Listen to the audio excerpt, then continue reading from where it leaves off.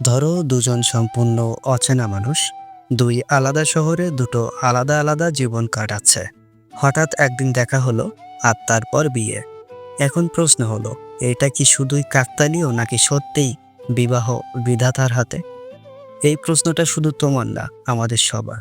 তাহলে চলো, জন্ম, মৃত্যু, বিয়ে, তিন বিধাতা নিয়ে এর পেছনের বিজ্ঞান, সমাজ আর বিশ্বাস তিনটাকেই একসাথে দেখি।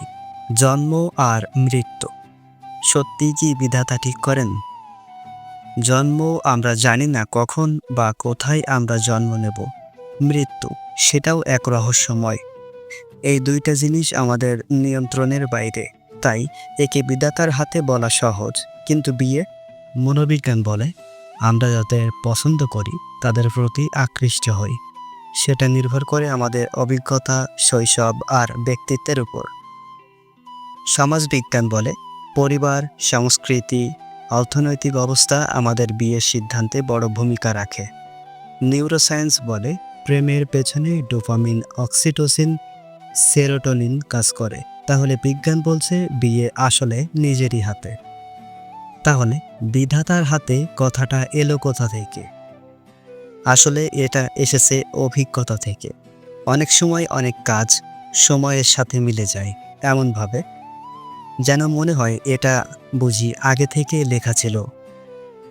তুমি হয়তো কাউকে বিয়ে করতে চাওনি, কিন্তু পরিস্থিতি এমন হলো যে তাকেই জীবনসঙ্গী হিসেবে বেছে নিতে হলো, বা জীবনসঙ্গী হিসেবে পেয়ে গেলে।